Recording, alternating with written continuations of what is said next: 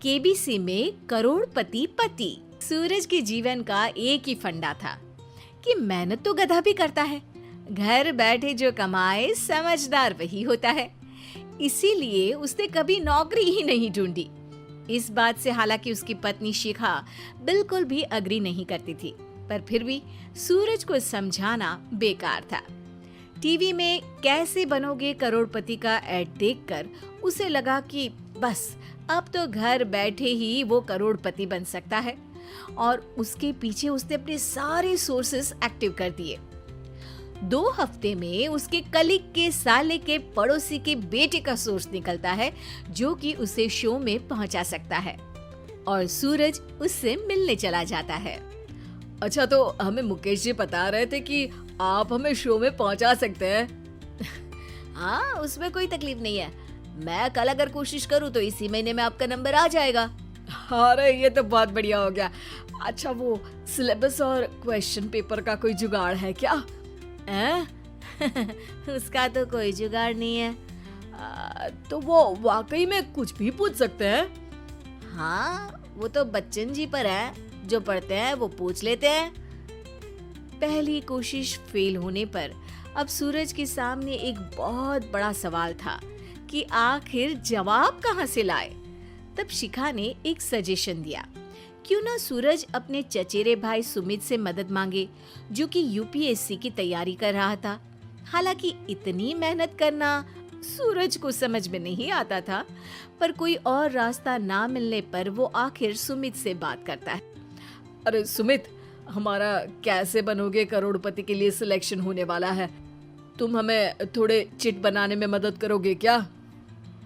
अरे भैया, चिट बनाए तो सालों हो गए, उसमें हमारा एक्सपर्टीज नहीं है, बल्कि आप बोलो तो हम आपकी पढ़ने में जरूर मदद कर सकते हैं। हट, कैसी अनाप शराब बातें कर रहा है तू। सूरज ने सुमित को मना तो कर दिया था, पर तैयारी करने के सिवाय कोई चारा उसे दिख भी नहीं रहा था।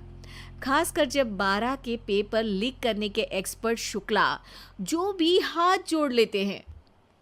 आखिर सूरज को सुमित के पास जाना ही पड़ा, और उसने सुमित और शिखा से वादा किया कि वो बहुत मेहनत करेगा।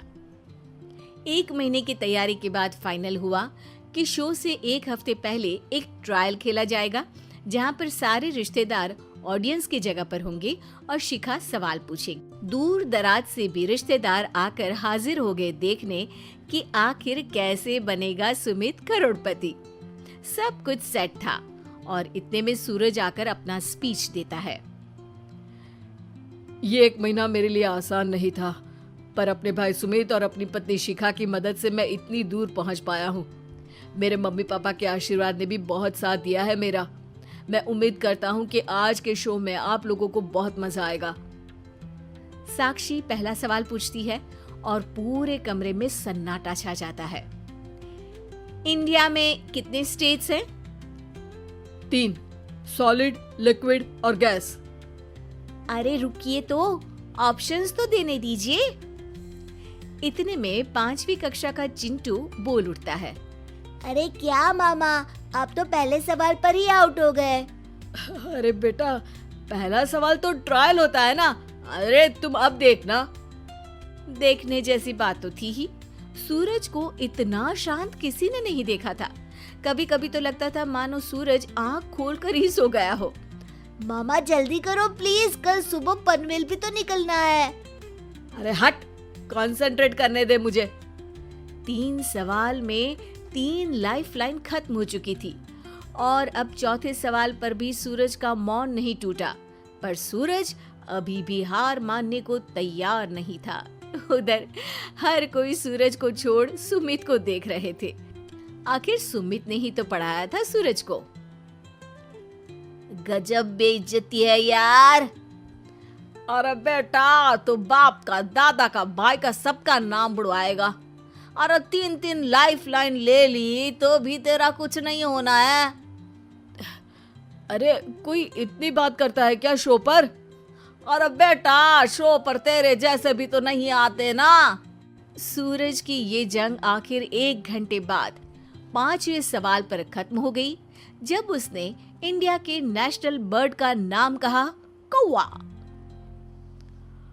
अरे बेटा, मजा तो बहुत आया, बस थोड़ा टाइम पर खत्म होता तो आनंद भी आ जाता। ताने बारिश के बूंदों की तरह बरस रहे थे और सूरज को भी समझ आ रहा था कि ये करोड़पति बनना शायद उसके बस के बाहर की बात है। पर वो आखिर ये बात मान कैसे लेता? वो सख्त लौंडा जो ठहरा, उसने सोचा कि बेइज्जती तो हो ही चुकी है, पर अगर मैं हार नहीं मानूं तो शायद कुछ हो सकता है। शिखा, तुम देखना, असली शो में आग लगा दूंगा, आग, करोड़पति बनूंगा मैं। हाँ, सब्जियां खत्म हो गई है घर पे, ले आओ। पहले पति बन जाओ, फिर करोड़पति बनना। अरे गजब बेइज्जती है यार। बेटा, अभी तो घर पर ही हुई है, 1 हफ्ते में तो तुम देश के सामने करवा कर आओगे। वैसे जब टीवी पर जाओ ना तो बस अपने मम्मी का ही नाम लेना, ठीक है? कोई पूछे तो बोलना कि पापा नहीं है मेरे। अरे पढ़ाई की, पेपर निकलवाए, इतने सारे लोगों को खाना खिलवाया, क्या फर्क पड़ा? इसीलिए मैं कहता हूँ कि मेहनत तो गधा भी करता है, घर बैठे जो कमाए वही सिकंदर।